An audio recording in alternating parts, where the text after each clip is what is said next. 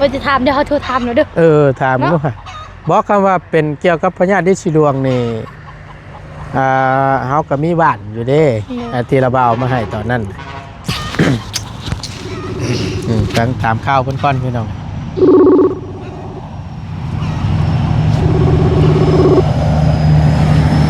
สบายดีเด้อ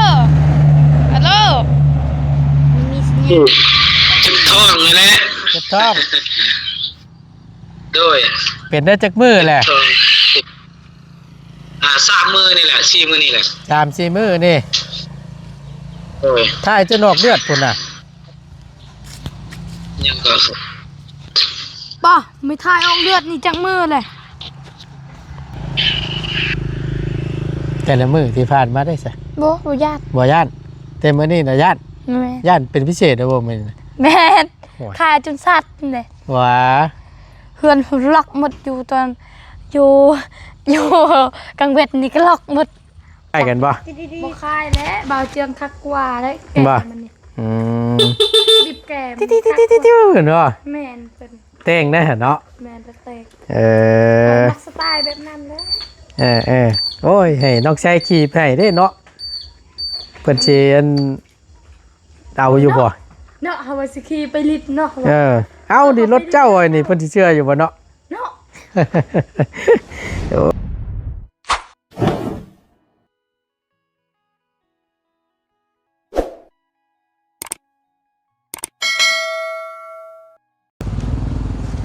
เอามาพอตุนสิจุดขยะก่อนพี่น้องเอ้ยมาแต่ทางไหนอีกบาดนี้เฮ้ย สาธุสักปีกๆแหละ สวัสดีเด้อ สบายดี มาแต่ไสนั่ง มาแต่ บ้านดง มาส่งอันนั้นให้ลุงนะ อ๋อ ปลายให้ลุง ว่าโอเคเอามาทำการชมคนกำต้องไว้เนาะอืม ว่าอยู่เฮือนเงาดีเพราะว่าเขาก็ย่านในอยู่เฮือนกะ มันเป็นไงลูกล่ะ มันย่านแน่ ย่านบ่ แม่ โอ้ยเนาะเอาพอดีแล้วพี่น้องเอ้ยถามข้าวทั้งอีหล่าเพิ่นก่อนเนาะก่อนอื่นเด้อทั้ง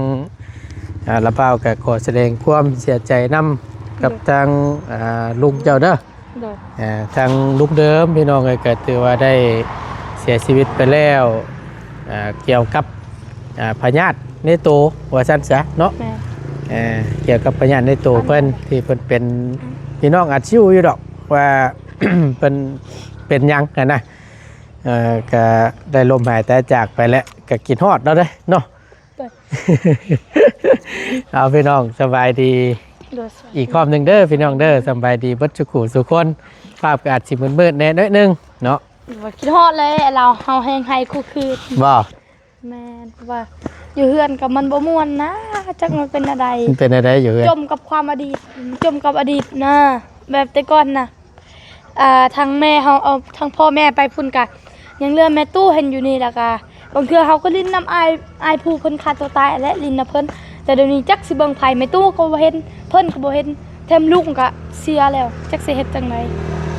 ปกติยังโทรหาลูกอยู่แต่ ก็ได้ลมเนาะ ดี๋ยวบ่ได้โทรแล้วแม่ อืม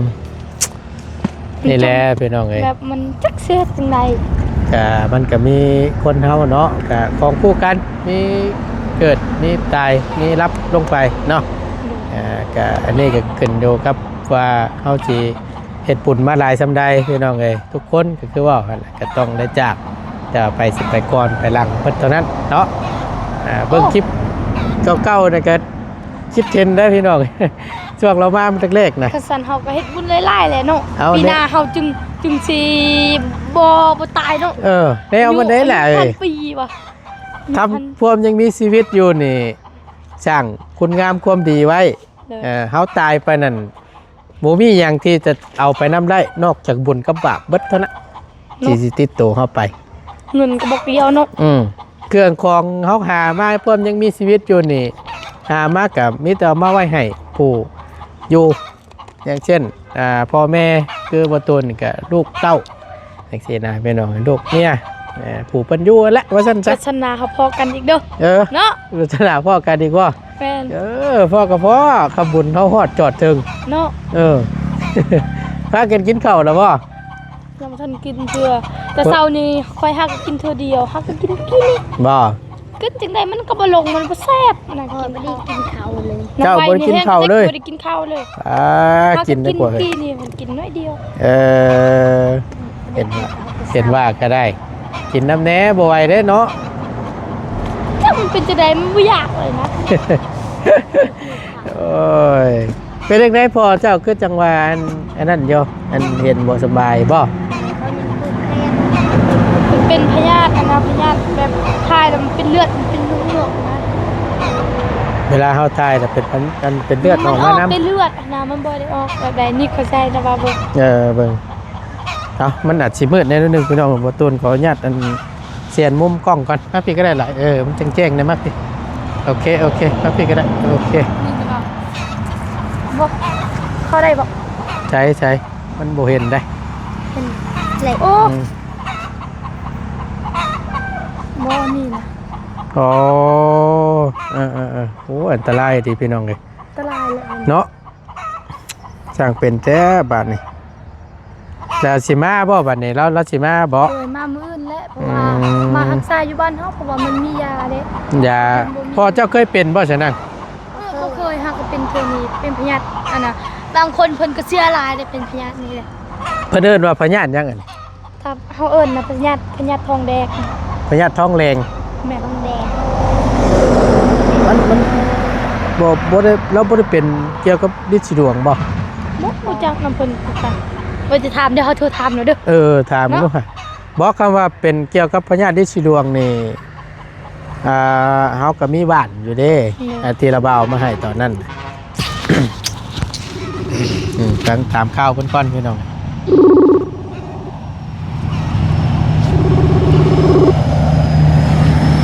สบายดีเด้อฮัลโหลมีสัญญาณสบายดีแล้ว บ่าวบนโค้งพี่น้อง อันนั้นเพิ่นสิถามว่าพญาติเจ้าหั่นน่ะเป็นอะไรป้าจะใส่ ไม่ว่าทองวิทย์นี่แหละทองวิทย์ เสียงใกล้จะ ทองบิดอ้าวกดวาง กดผิดบ่ แม่นเลยโทรหาเพิ่น โทรใหม่ก็ได้บ่เป็นหยัง โอ้ให้เพิ่นโทรหาโทรศัพท์อันนั้นโทรศัพท์นี่บ่มีสัญญาณโทรศัพท์ตัวนี้เดี๋ยวโทรหาโทรศัพท์ตัวนึงนี่ ก็ต่างเด้ก็ต่างอยู่ไกลก็ได้ เนาะ ช่วงแรงจับหมองรับหมองนอนบ่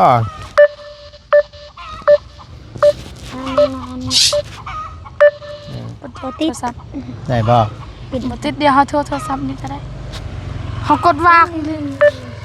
กด ผิ วา ด ง แล้วตามเบิ่ง เฮาอยู่ได้ บ่ แม่น โอ้ยก็ตัวนั่นน่ะ กดเลยแต่ดอก สีมืดๆได้นิดนึงพี่น้องเบิ่งบ่ต้นเบิ่งก่อนย้อนและหลายเราว่าเบิ่งกล้องก่อนโอเค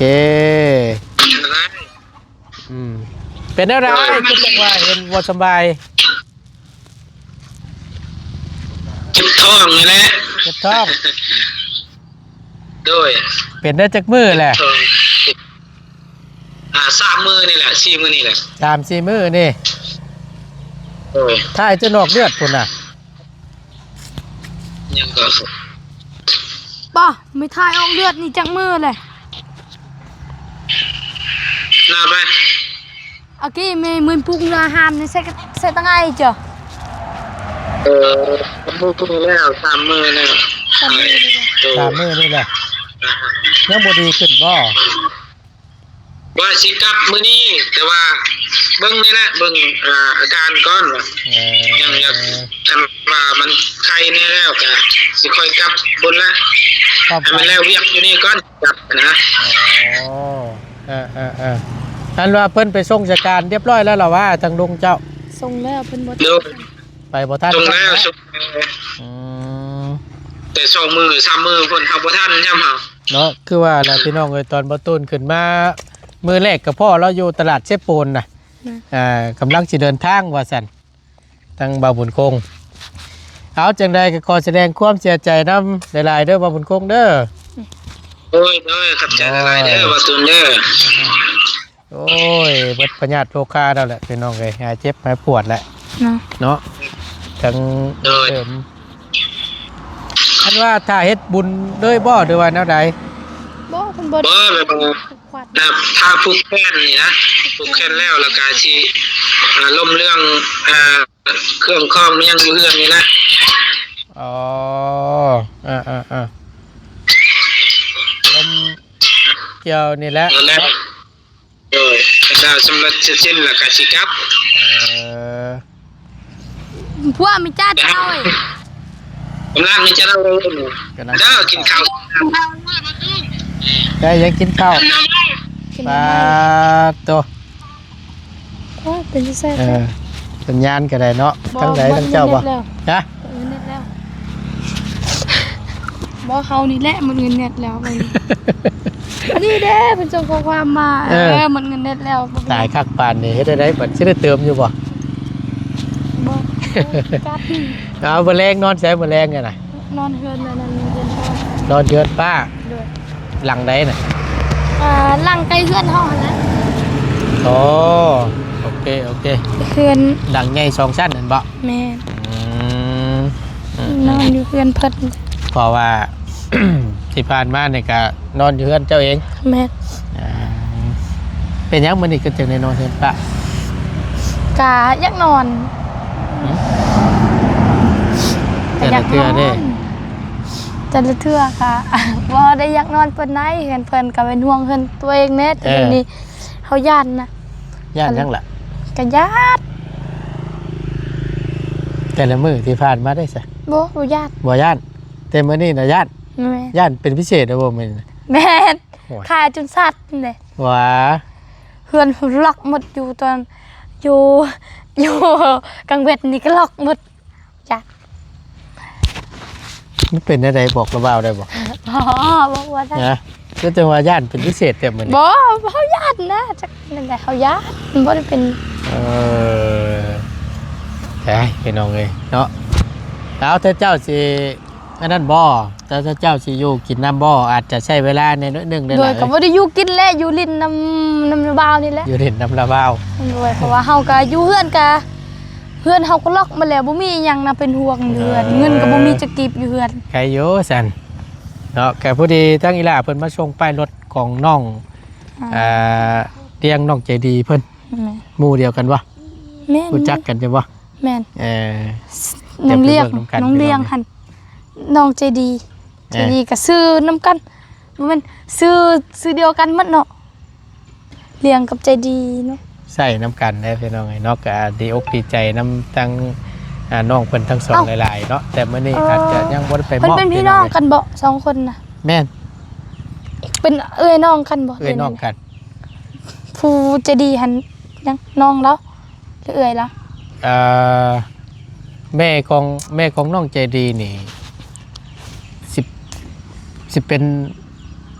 อันน้องของแม่น้องเลี้ยงบ่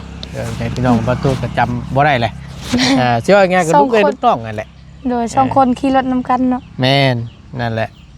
เอาก็มื้อเตือมื้อนี้อาจจะยังบ่ทันได้ไปมอบพี่น้องเอ้ยเนาะมันค่ำมันมืดแล้วเอาเป็นมื้ออื่นว่าซั่นซะก็ญาติกันแหละผู้มือหนึงเอาไว้อยู่เฮือนค่อยมือหนึงเอาไว้อยู่เฮือนเจ้าแบบนี้แหละเนาะดอกมีแต่ซอยกันเบิ่งแย่งหั่นน่ะแม่บ่เพิ่นนอนนำกันเพิ่นได้นอนนำกันเฮือนมีตู้เฮือนบ่ตู้น่ะเฮือนอาญะน่ะเดี๋ยวนะฮะเพิ่นยังไข่เนาะมีแม่ตู้เฮานี่บ่มีเนาะ ยากสิเนาะเฮ็ดได้ซั่นเนาะก็ความเจ็บความตายมันก็คือว่าหั่นแหละมันก็ดิกเลี่ยงบ่ได้แขนคอตกบาดย่างคือจังซี่แหละนี่พี่น้องเอ้ยนอนตื่นมาเห็นหน้ากันก็จังว่าหยังมันบ่รู้จักหยังเด้เอาเพิ่นเกี่ยวกับนี่ของธรรมชาติจะได้เฮาสร้างบ่ได้เอาจังได๋ก็สู้ๆแหละผู้อยู่ก็สู้ไปพี่น้องเอ้ยเนาะตายก็สิเฮ็ดจังได๋เนาะตายแล้วเพิ่นก็วิทย์เอาอยู่นี่สู้ไปเอาพอดีว่าประตูสิจุดก็ยากพี่น้องเอ้ยกันพอดีทั้งอีดาเพิ่นมาเนาะก็ไปไอ้ไว้ก็พอดีแล้วอยู่ก็ว่าโอ้ยแม่นตดดวงไว้ฮะบ่ไว้ ป้าตัวก็ได้ อยู่ทักป้า ว่าอยู่กิน อยู่ มัน ทั้ คื ง อหุยๆอยู่ เนาะกินตู้ๆเนาะ ได้เนี่ยนี่ตดในกันลมตายคักแบบเสียพี่น้องเลยตดใส่กันบ่ดีได้แบบนี้ เฮ็ด เนาะ นี่บ่ได้เด้อเฮ็ดนี่เด้อ ด้วย เอ้ยสิเปียกอยู่บ่ดีบาดอันสิติดอยู่บ่ดีเนาะ ข่อยบ่ติดบางเทื่อก็ติดอยู่แหละติด เอาพี่น้องจูดไปน้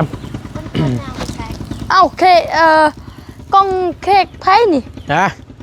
มันเกิดไฟ ชื่อมากินนี่แหละ โอ้ซื้อมากินซื่อๆนี่น่ะ ชื่อมากินชื่อนี่แหละ บ่ บอกกองใส่เครื่องมาซื่อๆใส่เครื่องมาซื่อๆบ่ได้ บ่คือมันมีนี่ซะนี่ ชื่อเค้กชื่อหยังดอก นี่ทำความสะอาดก่อนพี่น้องนี่ อืม ผลมันตกใจแต่มันอันนั้นได้ มันเปื้อนเนาะ แมนนี่ติดบ่ได้บาดจูดไปน้ำนี่ละคำว่านั่นกับอยู่ดินน้ำระเบ้ากันนี่ละถ่ายลูกเกิมแล้วแล้วก็กินข้าวกินน้ำแล้วจังเมื่อเด้อ โดยบ่ท่าแล้วจึงลิ้นจังหน่อยกันยันมันค่ำกับมื้อ กับเจ้าบ่พร้าวเด้อ โดยก็บ่พาวแล้ว อันนี้ตามใจเจ้าได้ตัวนี้ เนาะ แม่นตามใจเจ้าตัวนี้เจ้าอยู่กินก็กินทางวันจันทร์ก็มาพอดีเออ แล้วอ่อนเลยให้บัด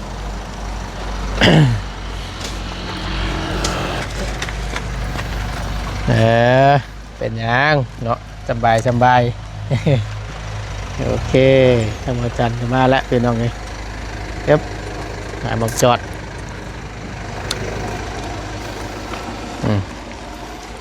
คิดอยู่บ่เด้บ้าน รถบ่บุญนี่สบายกว่าหมู่เนาะจอดมองอันนี้ ฮะ เพราะว่ารถบ่บุญสบายกว่าหมู่ เอาเวลาก็โยกย้ายเอากันเด้วะ แม่น เตียงรถประจัน รถเบาจัดเบาจันนั่นก็เบาบุญรถเอ้าฮะในรถเบาขี่รถเบาบุญสารวัตรบุญบรรป้าขี่บุญสารวัตรกับเบาจัดเหมือนกระตลักเลยบุญเมียบุญไอ้เนาะ อืม บุญตังบุญเนาะ อืม นั่นบุญสารวัตรนั่นนี่บุญบรรป้า โดย ไฟบุญเมื่อกี้แล้วไฟ บุญของคนละเลือกแหละบุญของพ่อเฮาแหละบ่ หมดโค้งมันพอจะแล้ว แม่น จังหวะแล้วจูดไปน้ำเลยบอจันเลยเนี่ยปะมันมีแต่หมาเด้ว่าวันนี้นะหมามาเคลียร์มาขุดคุยอยู่ เอาต้องกันยุงมายังนี่ มาลิด ก็เล่นน้ำเพิ่นว่า กินต้มไก่น้ำบ่ แม่นมาตูดน้ำมือนี่ นี่เอาไว้เอาไว้ออยไผ่พี่น้อง เอาไว้ออยไผ่หนึ่งเข่ายามเศร้าๆเนาะได้อร็อกบัดนี้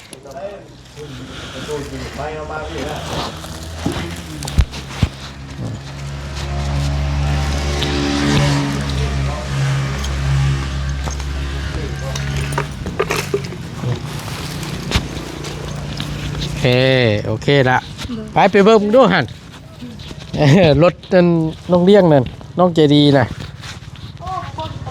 ชักคิ้วช่างนี่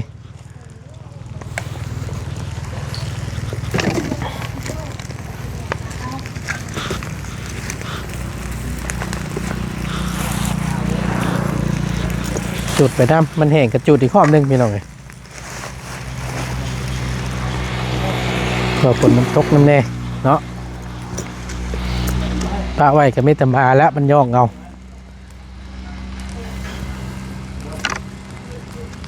โอเค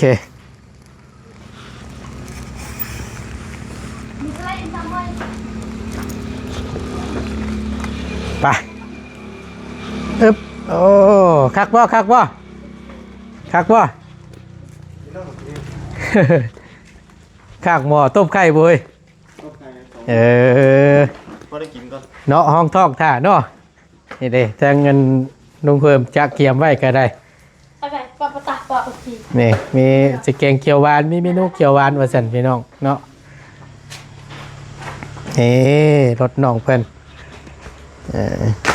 นี่โอ้คักพี่น้องเอ้ยขี่ประตูล้อมันน่ะนิ่มซับอ๋อคักกะดินี่ว่ะพอชื่อว่าขี่อยู่ได้พี่น้องเอ้ยนี่โอ้ได้การแต่ว่ามื้อนี้บ่ทันแล้วมื้อนี้พี่น้องเนาะโอ้ทางหลังก็แม่นอีแหลกของบ่ตูนโอเคลองไป ขึ้นจะครัวนี่พี่น้องบ่ตูนก็กุญแจช่องดอกนี่ไผเดียวเพิ่นนี่ เนาะคือนกกระจาบเลย ฮะ คือนกอันนี้เนาะ คือเลย จิ๊บ คือไก่ที่เราว่าว่ะคือนก คือนกเนาะ แม่น นี่